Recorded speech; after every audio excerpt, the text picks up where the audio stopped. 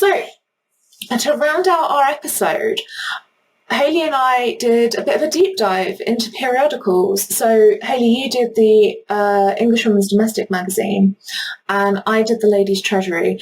And for future reference, we always refer to the Englishwoman's Domestic magazine as the EDM. And I don't mean electronic dance music when I say that. Just always know that I am talking about the Englishwoman's Domestic magazine. Yeah. So we had a look at those expecting there to be quite different portrayals of motherhood, because EDM is it was edited by the Beaton, so Samuel and Isabella Beaton, and it's not afraid sometimes of being a little bit more out there with its topics. They had some controversial things in there, whereas in the Ladies' Treasury, which Emma was looking at, Eliza Warren Francis was editing that, and it's very much more conservative, and they're very careful about not saying anything to, in fact, I think the way that that she puts it in the opening of the Ladies' Treasury is that they won't include anything that might innovate or bewilder the female mind. So we were expecting quite different results from that. I think actually we got more surprisingly similar results than I expected. We did. So our aim was to either come up with some top tips and curious clips, and so Hayley's going to start us off with her top 5. Okay, so the first one that I picked was actually the very first article that's published in the first ever published Englishwoman's Domestic magazine, which was an essay on female education. So this was detailing what kind of knowledge you have to acquire before you can perform the duties of wife and mother. So the things that you need, first of all, cookery. You should have competent knowledge. So she suggests that it's more a matter of common sense than most people imagine, and a slight tincture of chemical knowledge is very useful to those who practice it, so as to enable them to simplify by generalisation. I think what she's describing is the difference between cooking and baking, because cooking, bit of spice here, bit of spice there. You do that in baking, ruined immediately. Yeah, I really like this idea of it being like a chemical knowledge, and that's not unique to here. That's something that comes up a lot in women's periodicals, and just like I believe in sort of cooking texts in the 19th century generally, and I just like that it's got that science element to it. So like we were saying actually in last month's podcast as well, with things that women were expected to know, or just sort of, I don't know, not necessarily education, but just as the characteristics of what made you a good wife material or a good mother material. Actually, a lot of the time was really quite complex and and not frivolous at all, as it's sometimes framed. So a bit of chemical knowledge for your cookery. And then for washing and cleaning, you need to be able to care and prepare furniture and dress. You have to be able to economise heat, and also you need the accomplishment of effectual ventilation as well. So for all of those things, you need to be in your education sufficiently informed and made acquainted with the most approved modes, which is very vague. It's very vague, doesn't specify what those approved modes are, friends. Things that you need to know. And I think we can probably all sympathise with the economisation of heat. Yes. Yes, we can. And the final thing, you should be instructed in the mode by which, in the simplest and most ordinary cases, health may be preserved and restored, and more particularly how the most prevalent ailments of children may be dissipated or averted. And again, I just particularly like this one because it's that science element again, that knowledge that you need to know. You need to have a little bit of chemical knowledge for your cooking. Yes. You need to have medical knowledge for administering medicine to your children or your partner. So yeah, very simplified, but quite actually intense top tips for what's required to be wife and mother. Would be great if they'd done the 19th century equivalent of linking us to something with that knowledge. Although, as we will see, actually in the next couple of favourites that I picked out, they do go on to kind of fire away, Hayley. Help with these Tell things. us all about it. So they have a section, and this is in the same volume, called The Sick Room and Nursery. And one of the pieces of advice that I picked out here was for suckling children, as it puts it. And it suggests that if a mother be a strong and healthy person, it's always best that she should suckle her own child. But if she is sickly, she only does herself harm without doing the infant any good. When this is the case, the best method is to use a calf's teat tied around the neck of a bottle. This bottle may contain a mixture composed of the yolk of a raw egg broken up with 1 pint of milk and a pint of hot water, which is enough for 24 hours until the child has reached 8 months old. I'm not sure it is. And also, I'm not sure that was the best advice. I have additional questions that you can't answer, but additional questions in terms of when it was talking about the medical aspect. How often do you change an actual calf's teat? That's a good question. They didn't provide that. No, because I'm imagining the full 8 months aren't going to do it. Particularly if you're shoving an egg, a raw egg, through it once a day. Delicious. I'm sure the baby will really appreciate that. Little PSA, no raw eggs. No raw eggs for infants. No, it's not good for them. Although I suppose in this case, mixing it with hot water would... Yeah. Perhaps. Yeah, and milk. I guess, because I suppose trying to get as many vitamins into the child as possible. Yeah, some form of nutrition. Yeah, but you can see the train of thought that people are using. So I then picked out one that was quite different, The Mother's Love. And this one actually is attributed to the author, Mrs. Ellis. So this is really just an article that was about how wonderful mothers are. So it says that the mother's love, winding its silken cords alike around every natural object, whether worthy or unworthy, it creates a bond which unkindness cannot break. So it goes on a bit here. It's quite a wordy one, but it's essentially saying that it doesn't matter what your child does, or if they go down the wrong route, the mother is that constant there for them, which sounds very nice, but it does take a somewhat less nice turn. She says at one point that scarcely anyone is so depraved as to teach her child what she conscientiously believes to be wrong.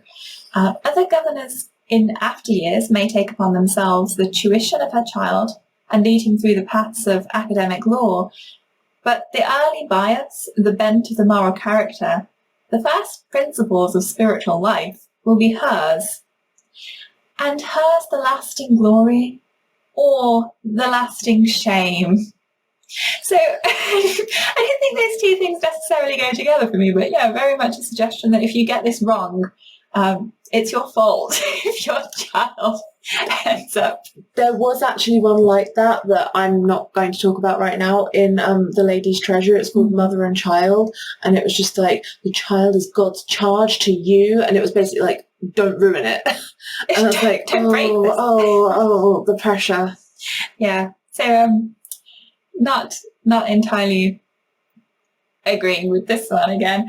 Actually, one of the things that comes up a lot, which again I haven't picked too many of these because they were a bit too similar, but the idea of the mother being a teacher came up a lot. So yes.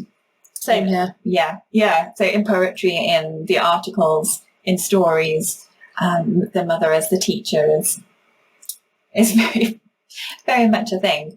And the last part of this that I did pick out, because at the end, she sort of suggests all of the things that make a good mother. So she's saying that there's no scene throughout the whole range of our observation more strikingly illustrative of intellectual, moral, and even physical beauty than that presented by a domestic circle, where a mother holds her proper place as the source of tenderness, the centre of affection, the bond of social union, the founder of each salutary plan, the umpire in all contention, and the general fountain of cheerfulness, hope, and consolation.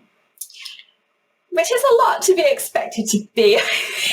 I mean, put that on your CV. You'll get any job going. Yeah, and yet there are lots of things in there that I think we could recognise as features that we associate with mothers. Sort of the umpire of contention, sorting out all of those issues between children. But yes, this particular article was started off being very Aunt Mother's wonderful, and then sort of descended into mothers have to be all of these things, otherwise they are to blame for their children being bad. Yeah, so if you've ever had to be the umpire in all contention, I think that really just boils down to, have you ever had a child say, she started it, and you go, well, I'm ending it? Yes, that's exactly it. Then congratulations, you're the umpire in all contention. Yeah, so the next one that I picked out was actually called The Stepmother. I picked this one because there was an interesting portrayal of stepmothers, because stepmothers traditionally, and kind of fairy tale tradition anyway, stepmothers get a really bad name. It's always the wicked stepmother. And actually, in your example with Mrs. Gibson, it's that idea of the stepmother not really having the connection with the child, and so they're horrible to them, they misunderstand them, maybe they favour their own child more, which is obviously incredibly unfair to stepmothers. And this sort of addresses that and turns it on its head. So there's a family who are sadly losing their mother at the very beginning of this story, and the oldest daughter takes on the role of the mother when the mother passes away. There's no discussion of that beforehand. She just decides, I am now going to be mother to, and I think there's about 4 children, including a baby who's only about 1. So she fully takes that on herself. She takes the small baby into her room, to her bed, and just cares for them. And they start to call her mother, and it's very, very sweet. But then the father remarries without really consulting them. They've never met this woman before. Very big Mrs. Gibson vibes here. Yes. He literally, sorry to interrupt, he literally pitches up at the Hamleys and he's like, Molly, I'm getting remarried, without having consulted her opinion or her feelings on it. And she's heartbroken. Yeah. Yeah, it's the same thing happens. Similar. I mean, they have a tiny bit of warning because the older daughter hears a rumour about this woman. And we also hear the rumour. And then she gets a letter from the father explaining that he's getting married, he's going to be bringing this woman home. And the reaction of the children is just, they're horrified. Yeah. And it actually says that for the older daughter, she already has this kind of preconceived fear of stepmothers. Yeah. And then the younger children also have this terrible reaction. One of them's called Emma, actually, and she imagines this scenario where this woman will like cut her curls and be mean to her, and she says she doesn't want her. She asks her older sister to not ask her to. I think she says, don't ask her to stay for tea, and then maybe she'll leave, which is sweet and sad at the same time. So they're all expecting the stepmother to be horrible. But actually, when she turns up, although they were initially a bit standoffish, and soon they all start to love her, and the younger children start to call her mother. The older daughter passes the keys of the house on to her, and there's this moment where actually the children sort of directly reject their older sister in favour of the stepmother. And the youngest one, who used to go out on I think it's a horse ride with his older sister, he says, no, I don't want you, I want our mother. And that absolutely breaks her heart, obviously. And she runs outside and she sits by her mother's grave. Jesus. Which is, it's very dramatic and sad. But then the stepmother comes out and she starts talking to her, and they have this real kind of heart-to-heart where she explains her past and how she ended up being her stepmother, that she lost her mother when she was not actually too long before, and that this this girl's father has helped her through that, and that she loves him, and they have this kind of intense reconciliation. And it's kind of, it feels as though the moral of that is sort of saying, you know, the stepmother trope that you expect, all of these children expect the stepmother to be horrible. Actually, when you turn the stepmother into a real person with a history of her own and a mother of her own, it's not really like that. So that's why I liked the stepmother. So I picked that one. She might not be a Mrs. Gibson. She might be a normal person. No, although I do have to say, a little bit later in EDM, there's a children's section which then just tells the story, the typical trope story of a stepmother who is absolutely horrible and locks the child up in a room. So we're not completely challenging the stereotype in EDM, but that one at least does. So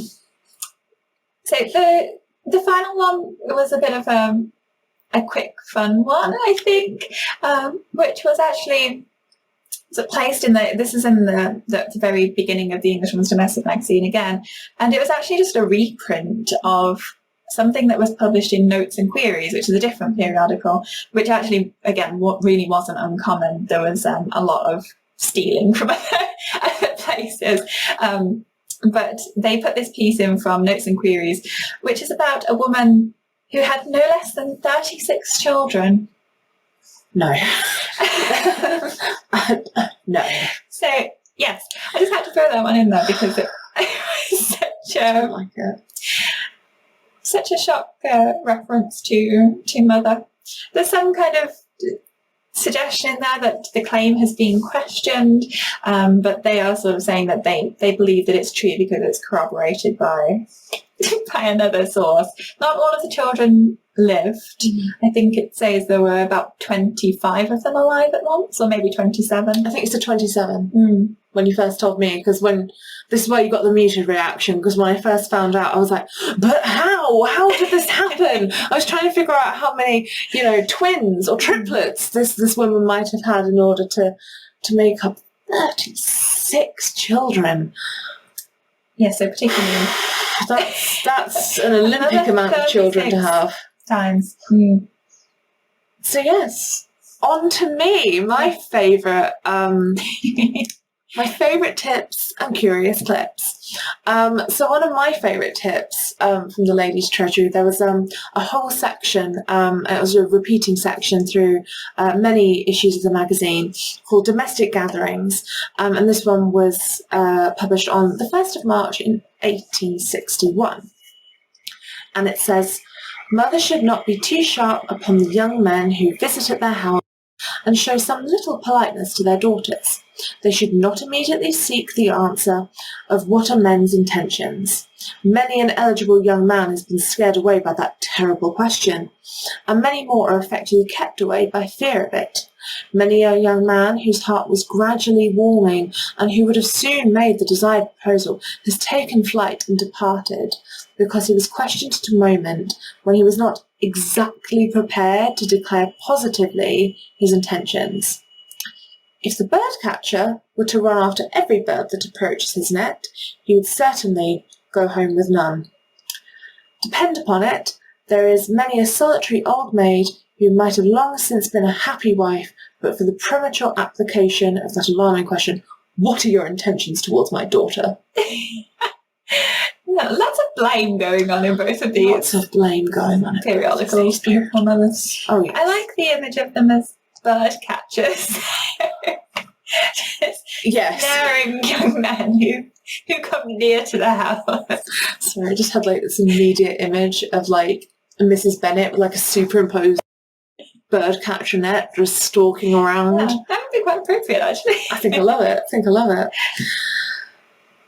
Yes. So another curious clip that I came across is in an article called "The Education of Girls," which was written by the editor, and this is from the 1st of July 1868, and it says, "A woman of generally cultivated intellect is a blessing in every household.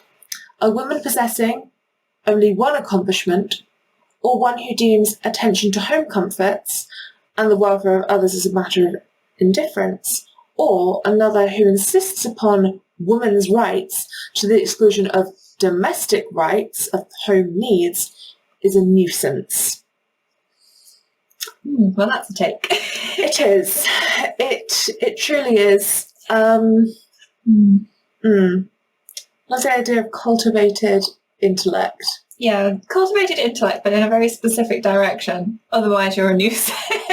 Yes, you have to fit in our very specific idea of what a cultivated intellect is. Otherwise, a nuisance. It's such a dismissive word, nuisance, as well.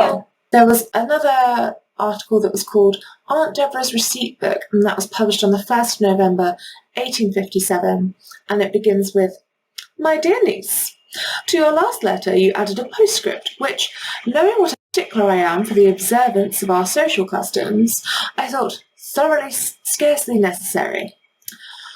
It ran thus: I hope my dear aunt will not forget Christmas and New Year's Day and nigh at hand. After soundly criticising her niece, she proves how ready she is for the festive season, and the seemingly fictitious story suddenly shifts into a set of seasonal recipes that include roast turkey, sirloin of beef or fine ribs, a roast goose, plum pudding, and mince pies." And so this fictional Aunt Deborah, under the disguise of a recipe book, is giving clearly maternal directions. It's these directions from the older woman to the younger woman on what to serve for the family when you do not expect a good round party, as Aunt Deborah borrows the words from Sir Walter Scott. An interesting one. And those actually come up a lot in periodicals as well, don't they? That framing of you start off by thinking it's fiction and then suddenly it's something else, like a recipe book or a dream interpretation guide. It also happens with. Yeah, so this happens also a little bit earlier in the century with novels of manners and conduct literature, and it's the two-way street is really weird at times, because you have things that started out really prescriptive of, here is a list of things you should do, that being conduct literature, and the novel of manners being something fictitious. Again, it's sort of almost a didactic story that's sort of wrapped up in something that's fun to read. And it was blurred really strangely. So you'd still have that list of things, but around it would be like a few sentences or a few like fictional letters of a mother describing conduct to her daughters. And I don't mean to be rude to Mrs. Rundle, not in a fun way, in a very prescriptive way. They were trying. It's as with, I found, I don't know about you, many genres. The first ones are cutting edge, and they're cool because they're cutting edge, but you can really see that it's very experimental is what we're saying. Yeah. And sometimes it's a bit of a hit and miss situation. So we have what's probably the smallest quote, but also probably, as the youth say, it's a rich text. There's a lot to unpack here. So at the end of an article called The Grandmother, published on the 1st of June in 1859, it says, "Let not the indigent envy the superfluities of luxurious wealth that isolate the individual and make cold the heart. The habits of the poor produce sociability and sympathy. Where the impulses are noble, he draws yet closer the ties of family. The child of the poor, if it has no servants, has many mothers." Now, yes and no.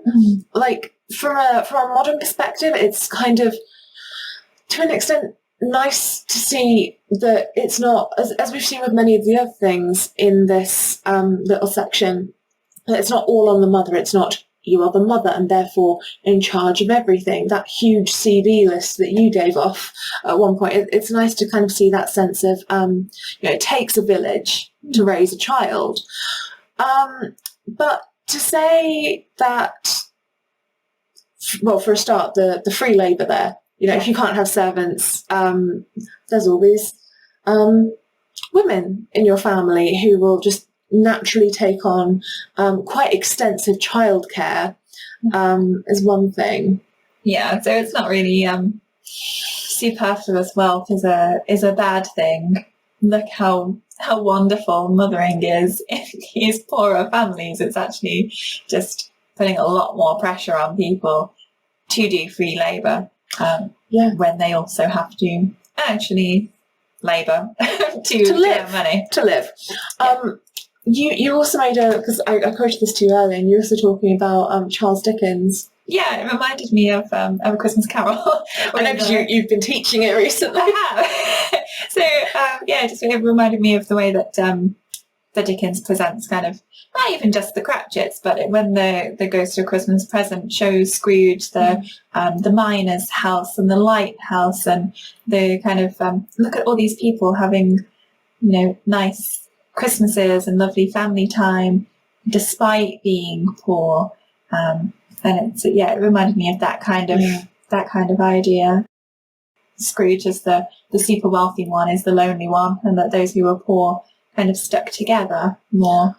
Yes, and the idea of money actually comes up in my very, very last point here. We have a little article titled "On the Expenditure of Limited Incomes," published in April 1861. So the article starts out saying that it's the duty of wives and mothers to make sure that the household is running to account, and that tracks with everything else that we've seen. It has a variety of budgets, beginning at £300, scaling down to £100, and this is per year. So a quick comparison of these breakdowns looks like this. On £300 a year, you should spend £110 on household living and living expenses, £70 on education of children and their clothes, £50 on rent and taxes, £30 on clothes for the father and mother, £20 on servants, and have £20 in reserve. By comparison, living on a budget of £120, you should spend £50 on living and household, £12 on education of children, £25 on rent and taxes, £15 on clothes for the father and mother, and £8 on a servant. On this budget, there is no reserve or money for washing, which must be done by the maids and mothers. The writer continues on. Comfort. To a man poor, it calls up visions of cleanliness and cheerfulness, a well-swept hearth, and wholesomely cooked meal. Not the comforts of the piano, the tawdry dress, the flaunting bonnet and veil. Yes. So a really quick reality check on what they mean by limited income. So using Dale Porter's The Thames Embankment, Environment, Technology and Society in Victorian London. In the mid-1860s, workers in London received the following wages for a 10-hour day, 6 days a week. Common labourers, 3 shillings, 9 pence. Excavators wearing their own long water boots, 4 shillings, 6 pence. Bricklayers, carpenters, masons, smiths, 6 shillings, 6 pence. And engineers, the highest on this little list, 7 shillings and 6 pence, which equated to about £110 a year. So it's still £10 off the lowest rung of the limited expenditure that the Ladies' Treasury could possibly imagine catering to. It's very middle class, is what we're saying. It is. And it makes sense because these periodicals were aimed at middle class readers. So, yeah, they wouldn't be expecting anybody who was earning less than that. So it does make that comment about not having superfluous bonnets, but making sure that you have a well-swept hearth. I feel a little bit ironic. So thinking of the pricing of these, I believe that the Englishwoman's domestic magazine was 6 pence and the Ladies' Treasury was 7 pence. So already the Ladies' Treasury is a teeny tiny bit more high market. It is, but actually they, because of the market at the time for women's periodicals, they were actually kind of the only rivals of each other. They were the two from their circulation. I think it was about 60,000 on EDM, and the Ladies' Treasury was its only its only rival at the time. So yeah, even though there's a tiny price difference, it wouldn't really be, if they were marketing to very much the same the same audience. They were the top kind of middle class women's periodicals. And it seems like they, of course, because of the price, are clearly aimed towards sort of the middle class market. I mean, in that cut down of expenditures, we didn't see a section that said, you know, budget this much to pay for periodicals. It very much just assumes that you can just buy a periodical if you want one. That goes into household, I guess so. I mean, some of that was quite confusing. So I was just like, what's the difference between household and rent? I had questions. I wanted more with this breakdown. I guess household items to buy, household sort of food and... Yeah, I also wondered where the extra money came for in the 120, because you notice quite early on that children's clothes just fall off that list. Yeah. And I was like, they're children. It's just like they're going through lots of clothes. I was like, how's this happening? Particularly if you're not spending the extra money on, like, washing, then that kind of goes back to mending. And the EDM, as we saw in your earlier one, kind of says that you have to know mending, but it doesn't give a lot of instructions on mending. It gives you instructions on pretty embroidery. It does. But not so much on mending. Tell me, am I wrong? It does, in EDM at least, it does give instructions on making things from scratch. Of course, you have to be able to afford the materials. Yes. But say things like, when I was looking, one of the suggestions was, I believe it phrased it from Mothers and Marthas, these little baby boots that you could make. If you're a Martha, apparently we can send you a copy of the boot if you would like one. So you could sort of make things from scratch, but yeah, obviously, again, and the suggested materials for these things are expensive as well. It's not just like, you know, make this from anything. It's very specific as to the materials that you need to go out and buy. Yeah. So yeah, exactly. When we've been looking at Victorian motherhood from novels, from periodicals, which have a mixture of both fiction and non-fiction, a lot of it, because it is based around the ideal, is also based around something which is not exactly attainable.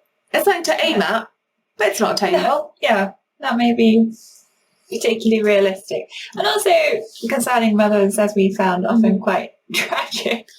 Yeah. But always based around that kind of mother as teacher, the mother as the guide, whether that is the kind of narrative voice of mother or some maternal or mothering figures of sisters and aunts, relatives. So variety of mothering. Yeah, variety of mothering, always available. Then and now, once again, maybe the conclusion of all of our podcasts. Then and now. So Victorian Mother's Day.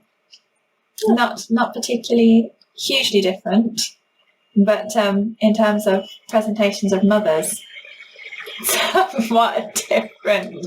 Yes. Thankfully. Indeed. So I hope that wherever you are, mother or not, you're potentially enjoying some cake, maybe buy yourself some daffodils, just for fun. Yeah, and not feeling like everything is your fault, because it's not. It's not. And as we go back up to, because I do want to make sure that I get this 100% correct, I just think it's a very empowering idea to just, you know, when you're having a bad day or a bad moment, just think to yourself, I am the umpire in all contention. I've got this. Absolutely. Yeah. So thank you so much for joining us for our Mother's Day podcast, our March Mother's Day podcast. So coming up next month, it's Charlotte Bronte's birthday. Woo! Happy birthday, Charlotte. And in that podcast, we will be having a very special guest to join us, so don't miss it. I'm so excited for that one. Me too. We've got some little plans in the works. It's going to be really exciting. So yeah, that's next up on our list of things. So thank you ever so much for listening. An additional thanks this episode goes to Miriam Vandenberg for being our consultant. And as always, extra special massive thanks to Dave Parks, who is our video editor and our sound technician. Thank you, Dave. So, from March episode of All the Year Round, goodbye for now.